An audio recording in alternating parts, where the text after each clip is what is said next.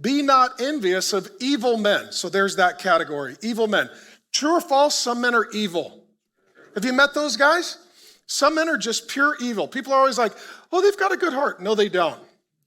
And even when some knuckle dragger is on the news because he murdered somebody, they always interview his mom and she's like, he had a good heart. No, he didn't, because out of the overflow of the heart, the mouth speaks. Out of the overflow of the heart, life is lived.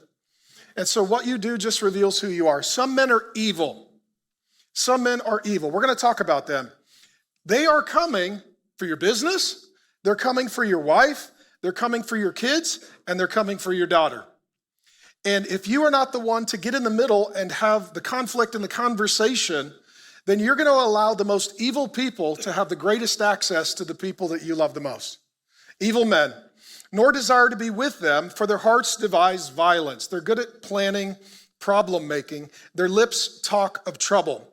A wise man, there's the other category, is full of strength, and a man of knowledge enhances his might.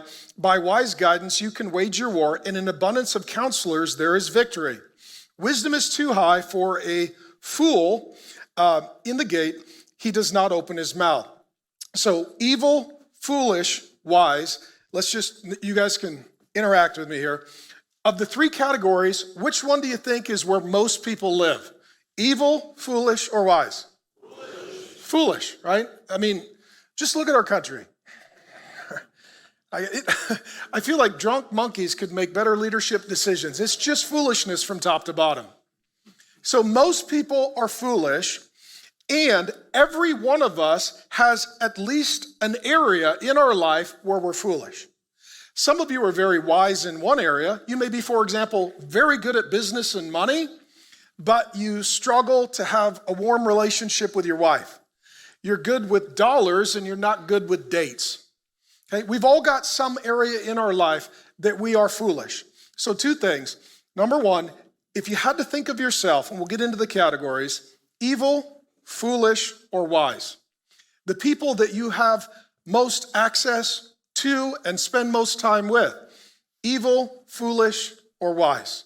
And we'll deal with these three categories. And this is one of the things too that I want you to know.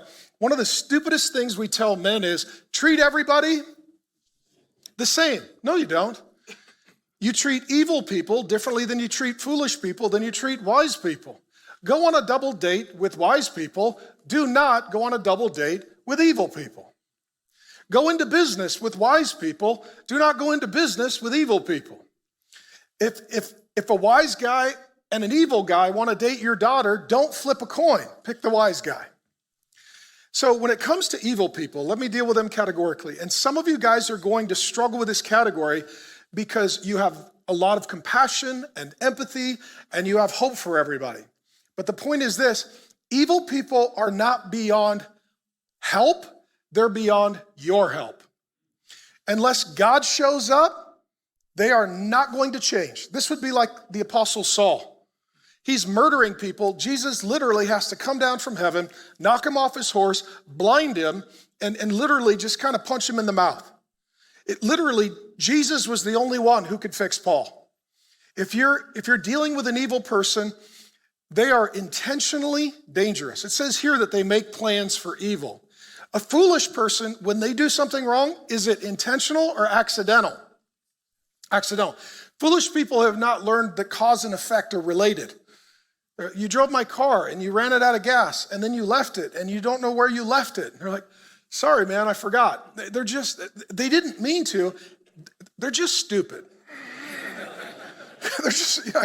They didn't wake up in the day and plot to ruin your life. They just accidentally do it. Evil people, it's malicious, it's intentional, and it's not accidental. And oftentimes, these are people that have been through a lot of trauma in their life. They've been through hardship or pain or abuse or loss, and they're broken. They're not well. And as a result of that, they feel like whatever they say or do is justified because of all the pain and suffering they've had. I'll just speak to some of you about your dad. Some of you, your dad, he was not a good guy. He was an evil man. He was cheated on your wife, on your mom, rather, his wife. He would be violent. He was not good at work. He was not dependable. He had maybe addiction, or he was just an angry, grumpy, violent man. And if you dug into his story, you would realize that there was some trauma and some brokenness and some hurt and some bitterness in his past that explained him. But he's using it as an excuse to hurt people because people hurt him. And what he's doing, he's not healing from the pain and the brokenness, he's multiplying it, usually to his wife and children. And so oftentimes these guys, they always feel like the victim. And if you tell them, hey, that's not right, that's wrong, that's evil, you can't say that, you can't do that, immediately they'll get very indignant and very self-righteous. They'll bow up, they'll get loud, they'll get domineering, they'll get overbearing, they'll get intimidating, and then they will start to tell you about all the pain in their life so that you'll have sympathy and compassion on them, which just allows them to continue to do evil. These people tend to be very controlling, very demanding, very domineering, and if you have a relationship with them, it runs through fear of punishment. They threaten you. You better do that or I'm going to fire you. You better do that or I'm going to divorce you. You better do that or I'm going to attack you. You better do that or I'm going to go on the internet and let the universe know who you are. It's a lot of fear and control. And what this creates, if you have a relationship with an evil person who works through fear, the condition of that relationship is anxious. Like if you're around that person, it's anxiety, it's stressful.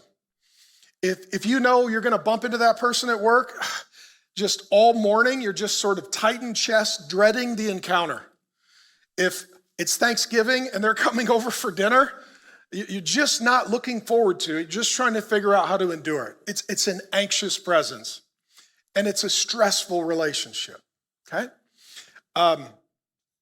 Some of you had fathers who were evil. They were not just broken men, they were bad men. And I'm not telling you that to be bitter against them, but to be honest so that you don't become like them. Because sometimes what happens, especially if you've got a father who's evil, the natural gravitational force of a son is to look up to his dad and to seek his father's approval. But if your father is evil, the only way you're going to get that approval is by either being like him or supporting and aligning with him when he does evil. These people as well, their relationships are win-lose. It's not a win-lose. They're very low on empathy, very low on compassion. If you're doing business with somebody who's purely evil, they're going to squeeze you for everything. It's a win-lose. If you're in a relationship with this person, they're going to make it very painful for you. And if you're going to try to do life with this person, they are going to make sure that they're always winning, you're always losing, and that your life is not enjoyable and their life is controlled by you. Evil people live by the power of the demonic. Judas Iscariot, demon-possessed. These are people that they have opened themselves up to evil to such a degree that the way they think is completely corrupted. The way they believe and behave is very dark and dangerous. And if you're dealing with them, they almost start to confuse you because they've done such a masterful job of deceiving themselves that they start to deceive you. And you wonder if you're the crazy or the bad one. When you're dealing with evil people, you need to know that most people aren't evil. It's a small percentage of people in our world that are purely evil. But one evil person can cause massive destruction. Massive destruction. Our world, just verbal process, did we learn this week that there are some evil men? See, we live in a stupid culture that says people are basically good and all religions are the same. We just learned that's not true. We just learned that evil men can plot secretly to murder and kidnap and rape women and children while shouting, God is great. True or false, men? That's evil. That is satanic and demonic evil. When you are shooting, raping, kidnapping women and children, shouting God is great, you are evil and you are demonic and what you are doing is satanic, and you are working for your father, the devil. Okay? And our whole world right now is just sort of having to deal with reality that there really is evil, and if you don't believe that, it is going to come for you. Okay? Evil people, here's what, did Jesus have anybody evil on his team? He did. He had Judas, and let's just verbal process this out. So if you were to look at Judas and Jesus through their 3 years together, and if I told you, maybe the first time you'd ever read the Bible, one of these 12 guys is evil, they're gonna plot against Jesus, they're gonna bring the religious and the political leaders together, they're gonna open the court in the middle of the night, they're gonna have false witnesses, they're going to lie about him, they're gonna convict him under the cover of darkness, they're gonna strip him nearly naked, they're gonna beat him with an inch of his life, and then they're gonna crucify him, and one of his quote unquote friends who was with him for 3 years is gonna do it. How many of you would have not picked Judas? Judas doesn't say anything. Judas doesn't do anything. And the whole time, he's plotting and he's scheming and he's planning. He's using access to Jesus and information about Jesus, and he knows where he goes and what he does and what his patterns and what his habits are. And he knows the ways that he can gut Jesus until he destroys him. Some of you have dealt with an evil person and you didn't know that they were evil until it was that day. You're like, well, I thought we were friends. Oh no. I thought we were business partners. Oh no. I thought we were married. Oh no. Evil people are very covert. You can tell them information, they won't tell you information. You can give them access, they're not going to be honest with you.